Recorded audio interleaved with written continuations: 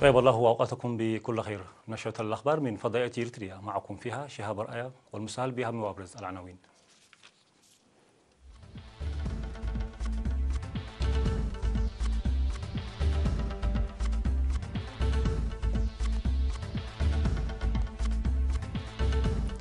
إنجازات مرضية في السيطرة على الأمراض غير المعدية بالقاش بركة. برامج تنموية فاعلة عبر النفير الشعبي في مديرية الصنعاء. سكان مديرية أفعبت يؤكدون جاهزيتهم لتنفيذ البرامج التنموية الموضوعة. ملفان سوريان على طاولة المباحثات أردوغان وبوتين. الرئيس الفنزويلي يعلن قطع العلاقات الدبلوماسية لبلاده مع أمريكا. وبوينغ تطلق سيارتها الطائرة بنجاح.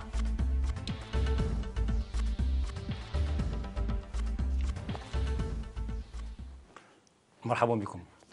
أعلن فرع وزارة الصحة في إقليم القاش بركة في الاجتماع التقييمي الذي أجراه في الفترة من 21 والثاني من يناير الجاري، أعلن عن تحقيق إنجازات مرضية في السيطرة على الأمراض غير المعدية في الإقليم.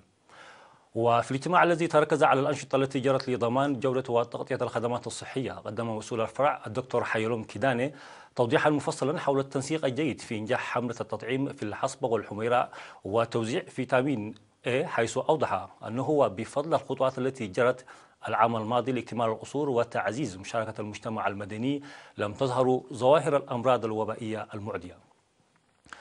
وفي التقارير التي قدمها مسؤولي المؤسسات الصحية في الإقليم ذكر فيها الحد من خطورة الأمراض المعدية وغير المعدية بفضل الجهود التي جرت لمكافحتها. كما أشار المهنيين الصحيين إلى أن مهام التوعية الجماهيرية التي جرت بالتحرك إلى المناطق الريفية البعيدة أدت إلى ازدياد الوعي للاستفادة الجيدة من المؤسسات الصحية وتحقيق نتائج إيجابية من مهارات السيطرة المنسقة للأمراض، إلى جانب الخدمات والسيمينارات التي تقدمها المؤسسات الصحية، مناشدين لتعزيز دور الإدارات والاتحادات الوطنية.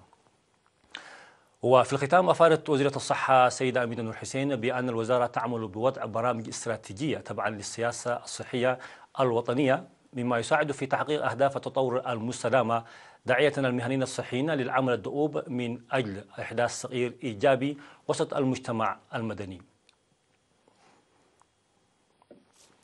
في إطار البرامج التنموية التي تنفذ عبر أعمال النفير الشعبي، شهدت مديرية الصنعاء تنفيذ برامج تنموية فاعلة، حيث سيجري العمل على تنظيمها بدقة وفعالية هذا العام.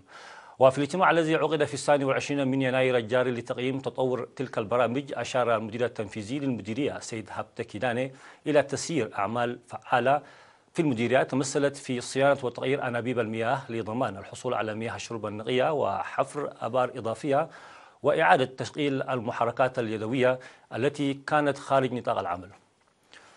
كما أشير في الاجتماع إلى أن الأسوار والفصول الإضافية التي بنيت في المدارس وكذلك الدعم المقدم للمعلمين ساهم بدور كبير في إنجاح العملية التعليمية. وقدمت أيضا توصيات للمزارعين وبضرورة المشاركة الفاعلة في مكافحة التصحر وحماية الأشجار وقرص الشتول الجديدة، واستخدام الدورة الزراعية واتباع الإرشادات المقدمة لهم من الخبراء الزراعيين. وفي الكلمة الختامية التي ألقاها مدير الصنعاء السيد إدريس علي شكر، عبر خلالها عن أمله في تعزيز مشاركة المواطنين في هذه البرامج من أجل توسيع وتطوير خدمات المؤسسات الصحية والتعليمية ومتطلبات مياه الشرب النقية. وقدم المشاركون آراء وتوصيات بناءة، من ضمنها بناء مكتب للمديرية وقاعة للاجتماعات وتحويل المدارس الابتدائية إلى المتوسطة، وكذلك الدفع بعملية حفظ المياه وحماية التربة. أكد سكان مديرية أفعبت في الاجتماع الذي عقد مع أعضاء الإدارة وغيرهم من الناشطين في المديرية من الجهات الأخرى، أكدوا جاهزيتهم لتنفيذ البرامج التنموية الموضوعة، ودعا السكان لتعزيز الجهود الجارية لتنفيذ الخطة الرئيسية للمدينة والحد من اقتلاع الأشجار والمستفحل، مطالبين بإنشاء مؤسسات صحية في مناطق أقت ونارو تبعت وقلامت، وإيجاد آليات حلول لخدمات حارات للمواصلات البرية الناشطة في طريق كرن أفعبت، وغيرها من الآراء والتوصيات. وفي التصريح الذي أدلى به مديرية أفعبت، السيد أحمد محمد نور رجب أوضح فيه بناء حواجز مائية في العام الماضي بدعم آليات ثقيلة من الحكومة، مشيرا إلى الوضع الجيد لمزارع وادي لابا وإجراء انتخابات مدراء الضواحي ومساعديهم في كافة الضواحي، واكتمال 80% من المدارس التي كانت قيد الإنشاء، ومساهمة المواطنين الكبيرة في أنشطة حفظ المياه وحماية التربة وصيانة الطرق. وفيما يتعلق بخطة عمل هذا العام، أوضح السيد أحمد محمد نور رجب بأن الخطة تشتمل على تنفيذ بناء المساكن في مدينة أفعبت والأرياف وفقا للخطة الرئيسية والطرق القانونية، واكتمال مشاريع بناء المدارس والتنظيم أنشطة نفير موسعة وفعالة لحفظ المياه وحماية التربة والإصحاح البيئي، وتنفيذ بناء سوق الماشية وصيانة قاعة أفعبت، وإجراء انتخابات قضاة المحاكم الأهلية، بالإضافة إلى توسيع خدمات الكهرباء والاتصالات. أوضح رئيس جمعية المتبرعين الطوعيين بالدم في إقليم جنوب البحر الأحمر السيد قعس أحمد في الاجتماع الذي عقد في 24 من يناير الجاري عن تقييم أنشطة الجمعية وسير العمل لتنمية التبرع الطوعي للدم. وقال السيد قعس إن جمعيتهم رغم حداثتها إلا أنها أنجزت أعمال كبيرة، وخاصة خلال العام 2018 حيث تم تنفيذ 57% من الخطة الموضوعة بتبرع 60% من كميات الدم المطلوب جمعها عبر التبرع الطوعي للدم. وذكر السيد قعس أحمد بأن الجمعية ستعمل هذا العام على تعزيز قدراتها من حيث الكادر البشري ودعم الميزانية، داعيا إلى تعزيز دور المجتمع المدني والجهات الحكومية في هذا المضمار. وناشد المشاركون بضرورة إنشاء بنك للدم يتمتع ببنى تحتية متكاملة لتخزين الدم، وكذا توسيع حملات التوعية الجارية في المدارس والمجتمع المدني. من جانبه قال المدير العام لقسم الخدمات الاجتماعية بإدارة إقليم جنوب البحر الأحمر السيد حمد علي إن التبرع بالدم لا يمثل راحة للضمير فحسب، وإنما يعتبر مفيدا أيضا من الناحية الصحية، مما يتطلب إبراز أهمية التبرع الطوعي بالدم في الإقليم. وقد شهدت المناسبة تقديم دعم مالي لمساعدة وتقوية جمعية المتبرعين الطوعيين بالدم.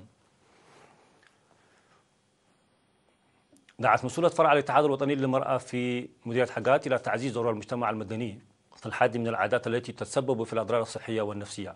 وضحت السيدة الاتخذان والدقابر في اللقاء الذي أجرته مع إيرنا بأن المديرية بذلت ولا زالت تبذل جهود حسيسة للحد من ختان الإناث وزواج القاصرات، مما حقق نتائج مرضية. وقد ناشدت الأسر للمساهمة الفاعلة من أجل تأكيد صحة الفتيات وضمان مستقبلهن المشرق. ومن جهتهن أوضحت العضوات ضرورة الاهتمام الكبير بإنجاح الأنشطة الجارية وضمان وصولها إلى كل المناطق، داعيات الأسر للمساهمة الواعية في الحد من أوجه القصور.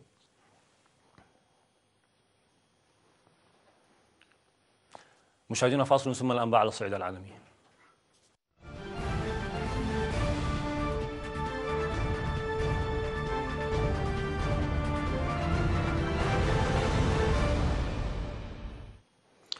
أكد الرئيسان الروسي فلاديمير بوتين والتركي رجب طيب أردوغان التنسيق بشأن الوضع في سوريا، وأعلن بوتين استعداد بلاده للاستضافة قمة ثلاثية، كما دعت موسكو لوقف الضربات الإسرائيلية على سوريا.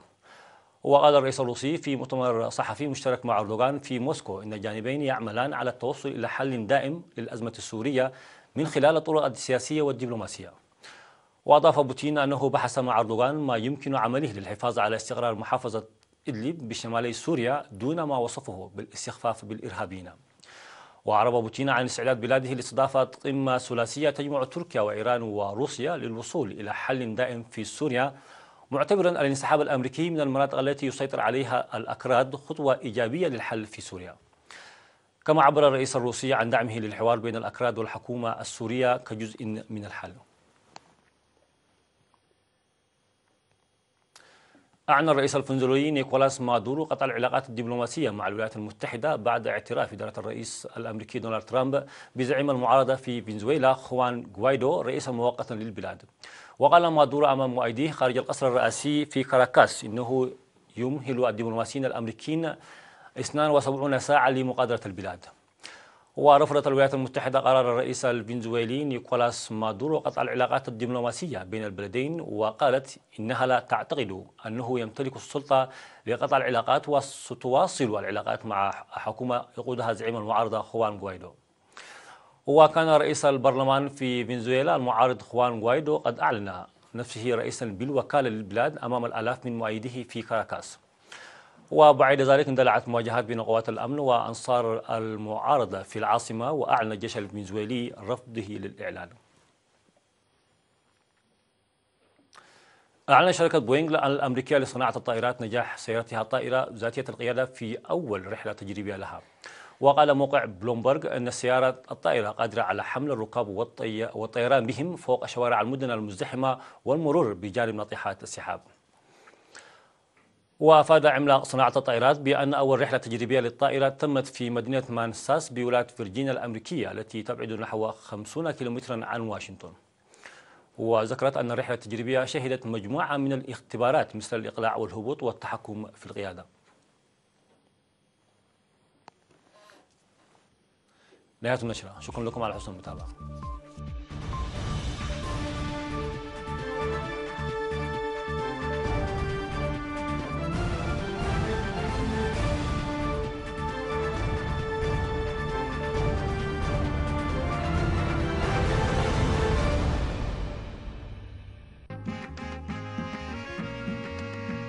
ኣብ ኤሪቲቪ ካብ ዝቐርቡ መዘናግዒ መደባት እናክሰምዑ ብቐዳምነት ኣብ እምርኹም እትመጽእ መደብ ናትራን ምዃና ዘጠራጥር የልቦን ከም ደስ ስራሕ ክትፈልጡ ትደልዩ ሰባት መደብ መንኹሎ ቶም ከኣልዎ ቶም ከምዚ ቐማይ ድማ ከይሰልከና ሰሙናዊ ንፍትኖ መደብ እዩ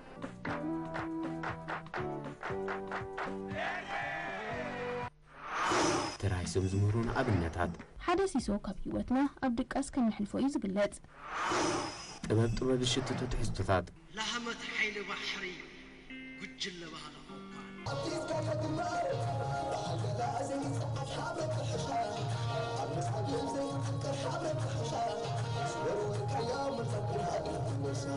أبي وزقات مبودهات فوليات فتصاميتات سبورت زوارت كاميرات قربون مدبات بحفشة سمعت عزبت النام بوز قرب مدبات ناتران كابتم زي حسست أول حتى زقر فيهم بمدب ناتران تفسيكم كتوع لتريل تعذبتي وترو أرام ساعة سلسة دحر قدر تفنيو سولوسن 5 ساعات 5 زرقم تحسو مدب ناتران تخطعتلوم